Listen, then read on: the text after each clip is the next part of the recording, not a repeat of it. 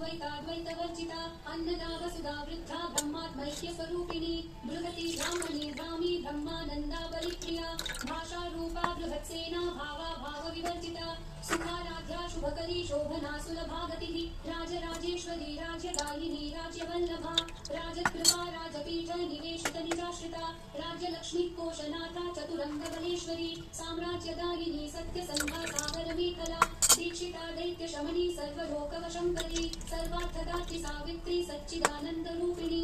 देशकाला परिच्छिन्ना सर्वगा सर्वमोहिनी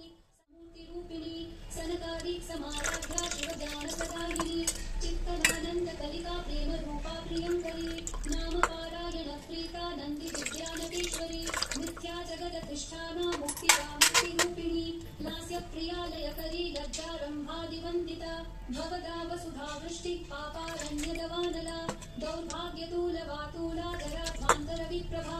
भाग्याभीचन्द्रिका भक्तचित्तकेकी घना घना रोग पञ्चमी पञ्चभूतेशी पञ्चसङ्ख्योपचारिणी शाश्वती शाश्वतैश्वर्या शर्मदा शम्भुमोहिनी धराधर सुता धन्या धर्मिणी धर्मवर्धिनी लोकातीता गुणातीता सर्वातीता शमात्मिका बन्धूककुसुम प्रख्या बाला लीला विनोदिनी सुमङ्गली सुखकरी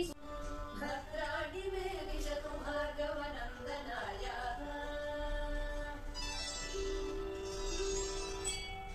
प्रातं पदं प्रथमतः खलु यत्प्रभावात्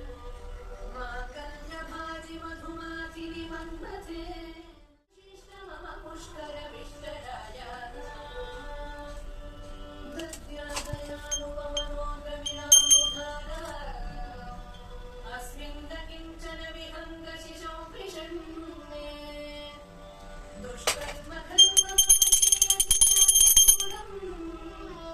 नारायण प्रणयिनी नयनाकुमार धीर्देवतेति गरुडध्वज सुन्दरीति